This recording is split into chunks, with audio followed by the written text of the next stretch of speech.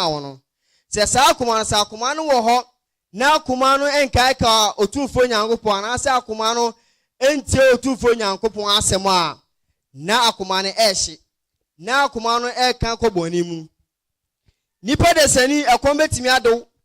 ekom do wa aduane akon do na wudi se emo se banku se fufuo ba ekom a ede akoma ede akoma no se ubetontu Otumfo Nyankopɔn no wa tie Otumfo Nyankopɔn asɛm akoma so aduane a opɛ no ende adusuade a ebesia ɛwɔ ha topic ye penfo ade ma ase mbra mechiechirem a ɛyɛ abotre saa abotre wo de ko yɛn poto kasɛmu a na se kyerɛ ne sɛ patience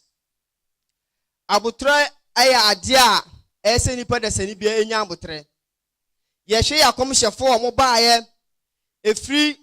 akomhyɛni pani so ekopem ka akyire so won nyina nya abotre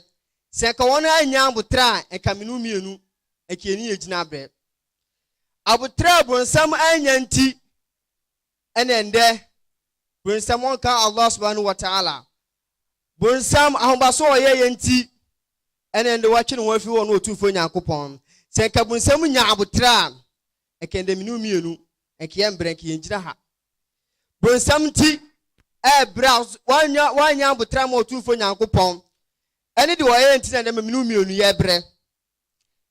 adisuade ebesua Otumfo Nyankopɔn ɛka no Quran mu ɛyɛ abotre no Onyankopɔn no ka no Quran chapter 3 verse 186 wasila tublahunna fi amwalikum wa anfusakum wala tasma'unna min alladhina utul kitab min qablikum wa min alladhina ashraku adan kathira wa in tasbiru wa tattaqu fa inna dhalika min azmi al-umur Otumfo Nyankopɔn ka kyerɛ me no mienu sɛ yenya abotre Otumfo Nyankopɔn ka kyerɛ me no mienu sɛ ɔbɛsɔ me no mienu ahyɛ sɛ yɛ japade bi no Otumfo Nyankopɔn ade adom yɛ sɛ yɛ awɔre mu adom Otumfo Nyankopɔn ade adom yɛ ana sɛ awɔre mu awo nkra Otumfo Nyankopɔn ade adom yɛ japade bi a wo bi Otumfo Nyankopɔn so wɔde sɔ wahyɛ na sɛ japade Otumfo Nyankopɔn de hwɛ wahyɛ nso owie nso a wani pedesanim nu obeso won so ahye ekwa be so Allah subhanahu wa ta'ala be fa so ahye se wotie aya na Otumfo Nyankopɔn sa ka to aso se ye won kofo bu wo ha won a wodi kan ba ye di kan de homa no ma wo no wo beti nsem bia eye nsem a eya ensem a ka akoma se wotie na ubuofu na hu de wonye Otumfo Nyankopɔn se wo beti nsem bia fisan kofo no ho Sansu na beti nsem bi afri won a wode bibi pata ono Allah subhanahu wa ta'ala wode bibi ba ono Otumfo Nyankopɔn wode bibi ebata no wo beti nsem so afri san kofo no ho o meka sema be hye wakoma ebe ma ubuofu ene Otumfo Nyankopɔn se san kofo ni nyina no de beye nukre ne se de beye ne se ka wunya abotre na wo srem Otumfo Nyankopɔn a ene na beye nkunimde de ama wo danko atemuada Sano Otumfo Nyankopɔn ka asɛm no mienu ende wiase ye wo ubenya obi obeka nsɛm ɛya obeka ade a wompɛ ebɛhye wabufuo na Otumfo Nyankopɔn sɛ sambre na bufuo na ba wum no ka wo no Otumfo Nyankopɔn ne tontom no ne so no Otumfo Nyankopɔn ba minu mienu na sɛ wo so no Allah subhanahu wa ta'ala dia no ma obufuo na de abafom enne bɛyɛ de ayidi amawo ene be nkwaje de ma dan kwa atemuada sa na Otumfo Nyankopɔn sa ka no Quran mu sa abutrewe ya nti Otumfo Nyankopɔn ka no Quran mu wasi ya ayyuhalladhina amanu isbiru wasabiru warabitu wattaqullaha la'allakum tuflihun Allah subhanahu wa ta'ala sa ajide fo amadi mo Otumfo Nyankopɔn wadi ajide fo amadi mo Otumfo Nyankopɔn wadi se ebase mu kwa ahuyehia bi mu anase se base mo kwa ahokyere bi mu a monka mi Otumfo Nyankopɔn se monka mi Otumfo Nyankopɔn a enne be yankunimde di ama wo ende ye hwe mi no mienu ya setere etra na owiase se enso hwe bi toya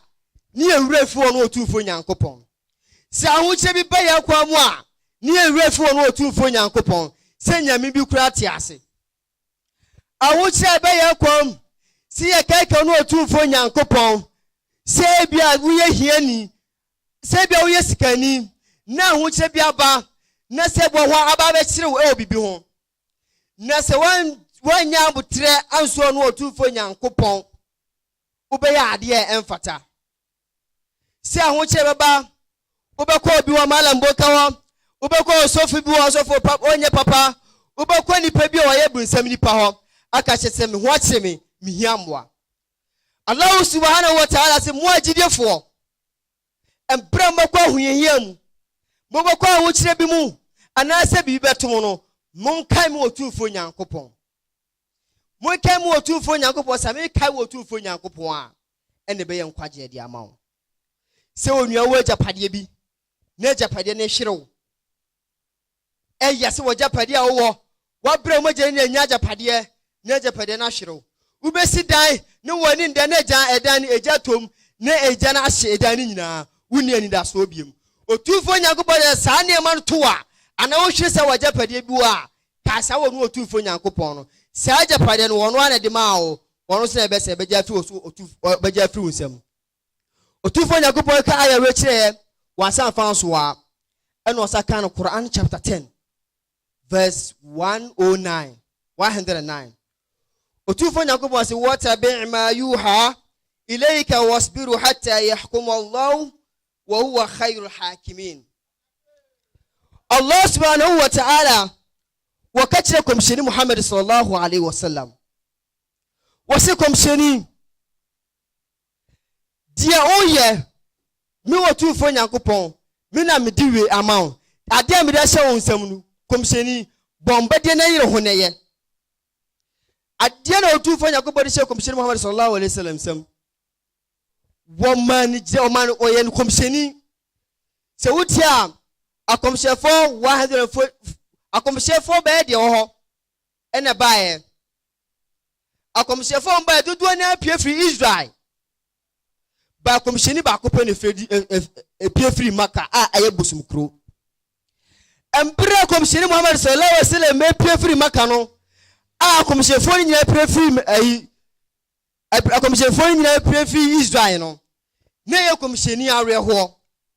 se na denti otumfo Nyankopon ye mi komsheni na man pian free bia komshefo ni nyina pie ye na me de ko yi mi free Saudi Arabia aye abosumsu fom na ko yi mi pie ye awo otumfo Nyankopon ka se Rasulullah de mi otumfo Nyankopon me de ma onu somu kina somu den na mi otumfo Nyankopon mi na mebu atan na me nso na me ya atemu da hene eti wona odia ade nie ya omoye o ensem o mokafa ho komsheni ho nyambotre bibia hye Allah subhanahu wa ta'ala ansa mi na mebu ni patan eti komsheni de me de ma onu somuye eti se wo ye kramoni na wa ha na otufo Nyankopon komsheni mo sallallahu alaihi wasallam ti ene de minu mioni ya sala a minu mioni etimi kan Quran na otufo Nyankopon ka se homa na se ade wode ma no o somu ya minu mioni adesua de be ni besua firim esi yesu ye Islam ye yesu ye gidie mu ye si yesu ye gidie mu ya ene be yen tutwaje ade ma no umienu Rasulullah nya akomato ye efise sambira no na komsheni no mo twetwe no obitimi ko komsheni yaji wadi na so mo ka komsheni yaji wadi no se wonu ko no mo ko hyiemu a no aka chonko fo ne se komsheni ye kana si yaji na du mu hye na mawa ma komsheni we ya hu se ya twe no ho asem wo ye homa bim sa ye homa no mu ma komsheni we manu hu se ya twe ye homa ewom sa komsheni we mbra no mba no otufo Nyankopon di ka hye no ho nkom eti se hye won pese o meji komsheni ya di ntuno omo pese ya twe komsheni ya twe Islam ho ensem wo won ehumanim eti omo ma obi ehu se komsheni ebe wo so mo ensem e wo omo humanim eti na yenu na Christopher ni bo am ka se o Bible mu si ana se ka se wo ye kramoni na wonti bibia se a ko ne kubusa a Christopher because of saade we yon ko komsheni ko hwe sa ehumanim no eye won a free Moses mu penso ni Abraham mu penso otufo Nyankopon de san kwansem ni ma omo Elise komiseni wura ho na komiseni eye de onko no ko yesa ahoma nim se ne ho asem e wo sa ahoma nim. Otufo Nyankopon ohunye mbobọ. Otufo Nyankopon sa fa so a eno kan wo Quran mu. Aya Quran chapter 11 verse 115. Sabo trewe ya menu mienu eyesi enyambo tre ewe bibia mu. Otufo Nyankopon kan wo se wasbiru fa inna Allah la yudi'un ajran muhsinin. Otufo Nyankopon se wunyambo tre abotre fo munyambo tre. Na se munyambo tre enya dem otufo Nyankopon metua mo kabone. Eyade mamamo adia esombo memamo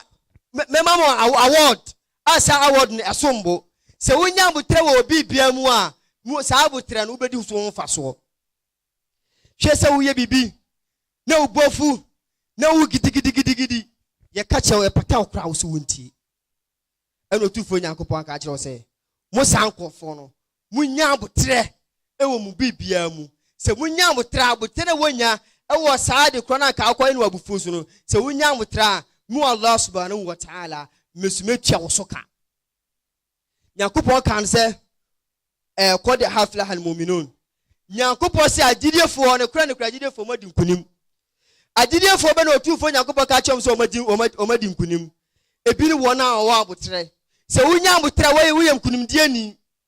Se wo yesala wo yem kunim die ni. Se wanya sala no aka no atufo Nyankopon no aka Qur'ana enya ade a obetime nyambo tre. Ba se wo kai ka no atufo Nyankopon a ubenya tre obi bia mu. Ye be kan sema eya to so. Esema enfata na suna ntisa ye ka dia to so. Otufo Nyankopon se sambre no nyambo tre. Nyankopon me nyina nyambo tre. Oro otufo Nyankopon ese ka no Qur'an. Ampie Qur'an mu baako ena ampre mu mienu abutre pie Qur'an mu dudu na. So otufo ehu hia se mu mienu ye benya abotre obi bia mu. Oro otufo Nyankopon ka no Qur'an. Aya Quran chapter 16 verse 126. Otufo Nyankopon kan wase wa inna aqabutum fa'aqibum bimithlihi ma uqibtum bihi wala in sabaru thum lahu wa khairun lisabirin. Otufo Nyankopon se ye nyambotre se abotre ebenya no se ekoba se obi ya wade bone na sa ade na eyew nipa kwande ye wono ade na kawakoma ade na shopa. Otufo Nyankopon sa nipa kwande se obetua no so ka eyew na ye nipa kwande ye wono eyew na wotie ye no make sure se bema obeyi nipa kwande bi ama ono so yaw na wotie ye no ono so atesa yemusi ye wo se ebesire ye wo se yaw na ye tie ye no se wo so ye nipa kwande se ade na wode ye wono ana se wotwa nipa kwande so ka sabo ne aya na wotie yemusi ye wo se wo ya no enipa kwande ne ye pe ana se nipa kwande ne bebro wode so ebesire wo hu disa wo Otufo Nyankopon ne hu nipa kukuma asem eno Otufo Nyankopon ka kire wo se na se wontimi enye ma wo no ne bon de ode ye o ma ne ye wo ya no se wontimi enye pepepe wo mu nyina mo ya wo no enye pepepe dia enne saade ajai saade ajai bo ne na oruko tua wo nua ka no se obi abefa wade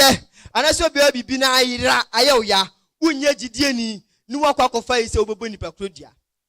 na se kra na wo bo nipa krodia agi afiri sa ne kra na afiri nsam no onu Otufo Nyankopon ka che se sa kra na wo bodua yi nipa kro no ogi nipa kro no oyi nipa kro no kra no Otufo Nyankopon ka che se sa kra no kofa bra kofa no wo hen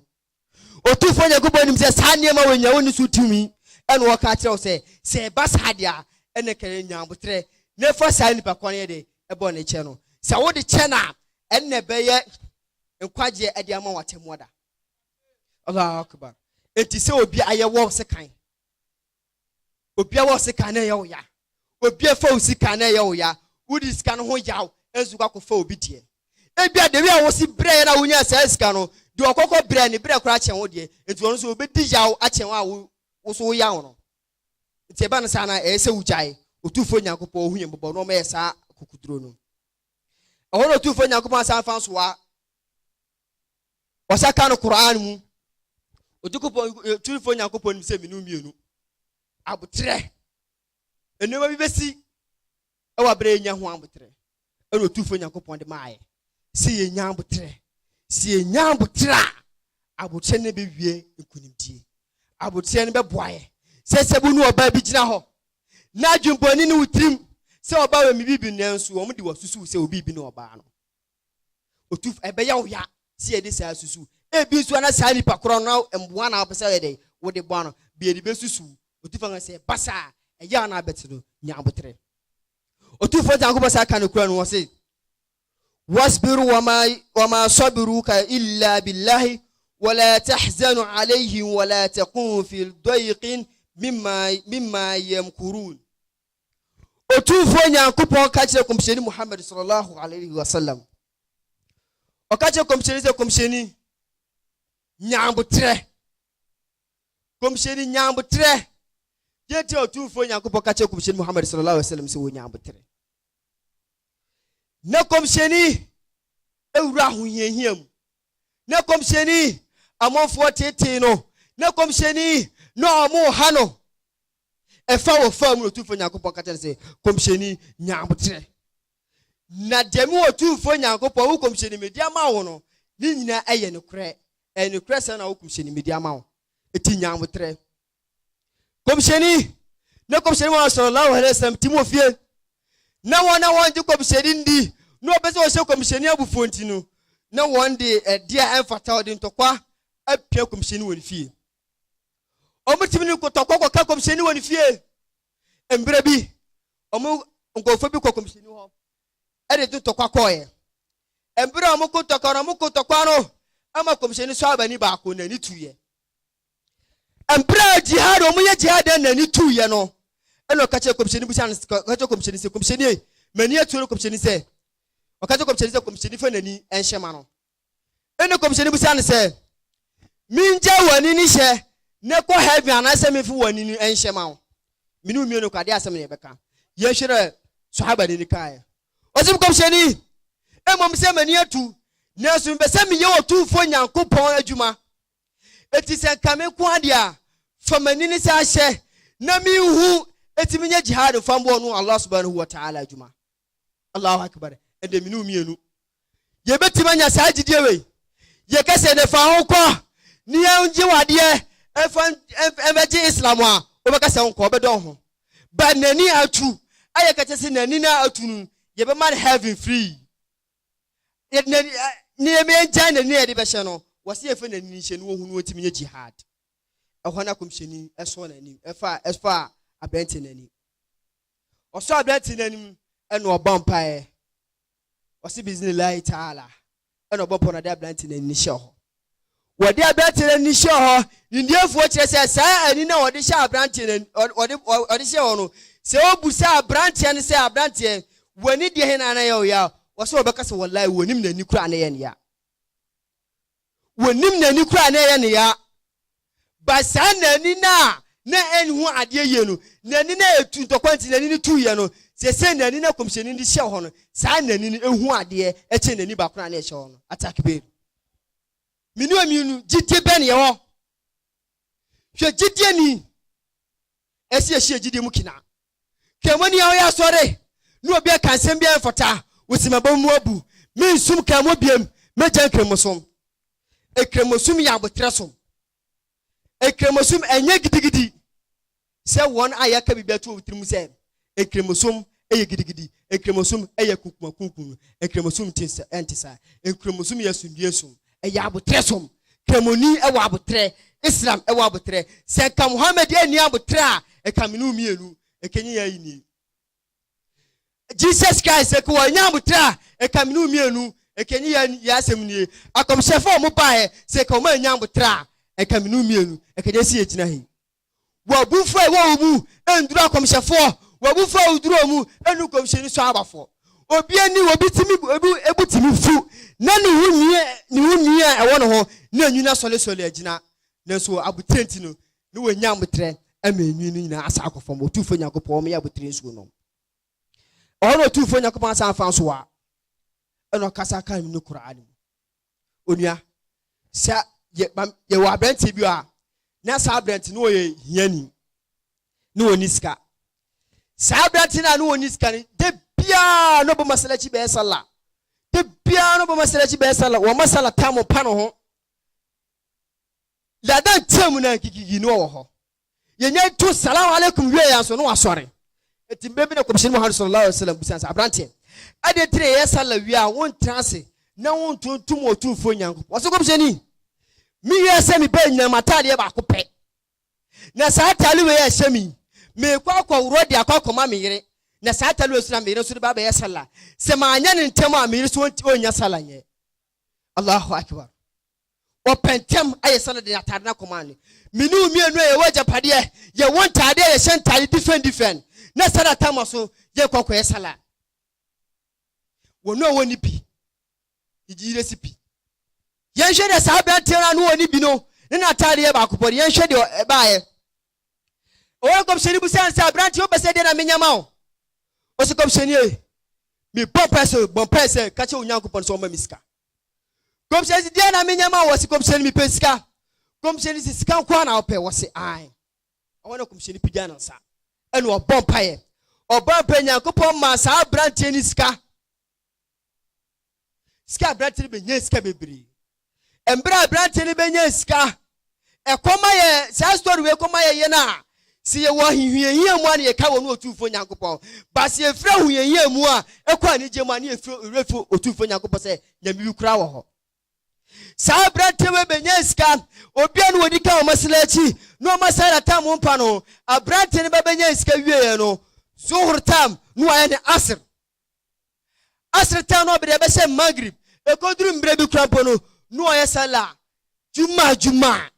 because of sika wanya etini rofi no otufo nyankopon ni rofi se komshe ne bon pe su train nyankopon de e de sa adum wetum no ni rofi abranti we e ba se be jajuma sala idi no ope idi sala no ope sala kese no oye minu mienu se druzu ware nya be druzu ma ne afo yefu guase edru idi da ne afo yefu guase ne afo atale chese ye nkramoni sakramo we nso kramo sakra na ye de ama ono otufo nyankopo aye kra sombo enti sakra ne ma omu sa wo ye nkramoni sabra to benya sika awona komisheni suma na suafo so awafo Abubakar se Abubakar ko sabra te we awonya sika we ka kire se ombayi afode omba afode etembra abrante osumafo no ko sabra te no se yesi mbra meja afo komisheni asoma mse mbra meja afode o otufo nyankopɔ chefa wo se enti sika we otufo nyankopɔ de mami ense komisheni Muhammad sallallahu alaihi wasallam nani brisa sika no sa komisheni ani brisa sika no opia no ye hiani no otufo nyankopɔ adom no ende de wo kase nyame boafo nyame somafo no ende de nani bre no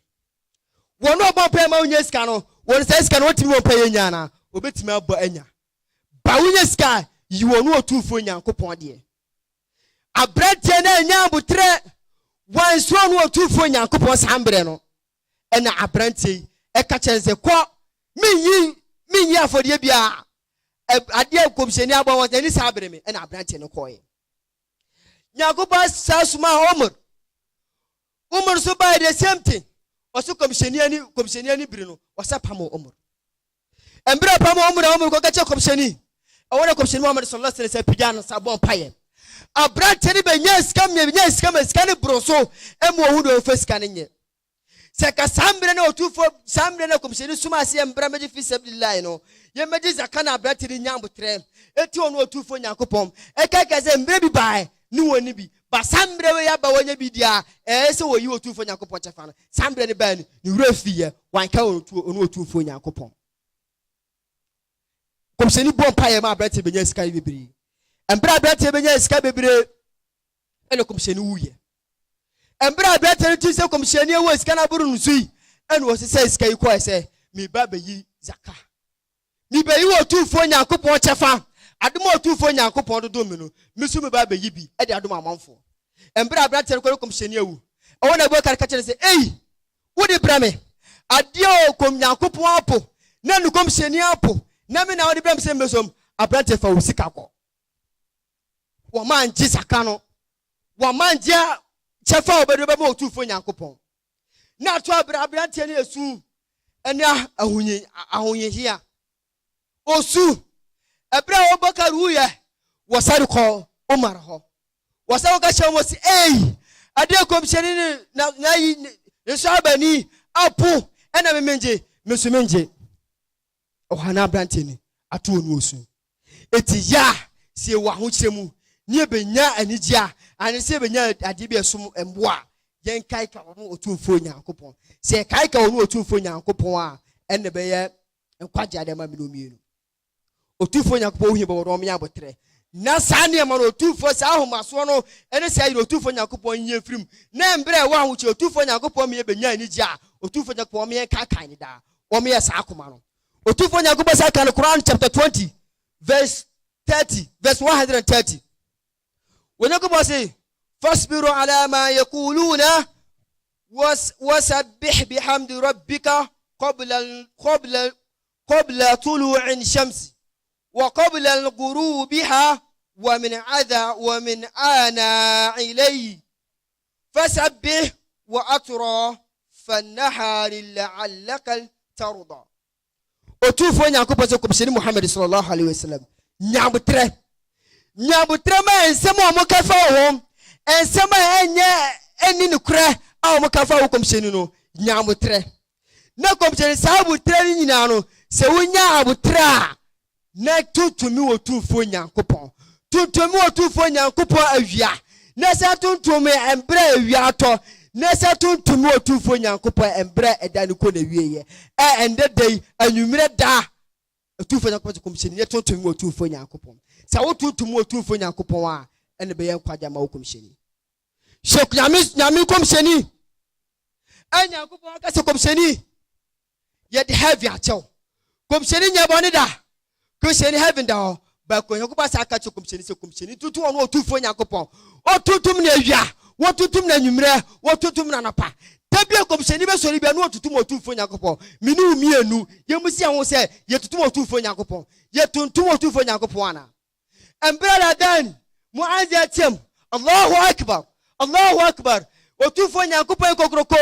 brabeso o tufo Nyankopon baako satana nam ho na wo ye de ope na wo bobor na wo bedwamai na wo twaloto na wo numsa na wo ye nema enfata na wo sani pa wo ye boni ani na wo numsa na wo ka o tufo Nyankopon awiane anapani anwumre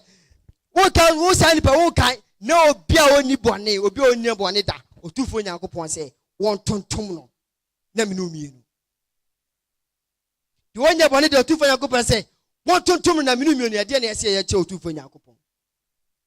Nyankopon omba anye timtuntum no nipa betimi ada nipa beda saa ye temfa gina de atra no because se wonya abutre na wo keka kwa Quran ho wonya abutre na keka kwa tufo Nyankopon wonya abutre na wo keka otufo Nyankopon a saa homache anase anaje fa sori no ubetima sori asomo no otufo Nyankopon bai sanse unni abutre bibia kukuku ye ka ne kura na kirewa ne wasi wopo ye ka ne kura na kirewa umbie wakoma ne ma ne kura ne enire enkom otufo Nyankopon ohunye bobo otufo Nyankopon san fa so otufo Nyankopon ka te komsheni o Quran chapter 40 verse 55 ye mbira no ntino ye fa aya ne mba ye be kirechirem otufo Nyankopon ka kire komsheni mi otufo Nyankopon promise ama promise o anase ensema maka kire komsheni eye ensema eye no kure eye ensema eye no kure etu komsheni e tuntomi otufo Nyankopon nesre bone fache komsheni no a wonya bone Nyankopon se won sre bone fache na munu mi ni dan nyina na ye bone ne Nyankopon se komsheni won sre bone fache minu mi ni yembusi ho se ye sre bone fache ye sre bone fache anu an se nam ewiase edwama ya wo bompa ye ese otufo Nyankopon de bechew ensa wonom twiwu firi wo se otufo Nyankopon bechew otufo Nyankopon se ene fere se na koa ebegyina nanim no opije no sa asuwa fo no otufo Nyankopon no won fi no odo Allah subhanahu wa ta'ala wo se ene fere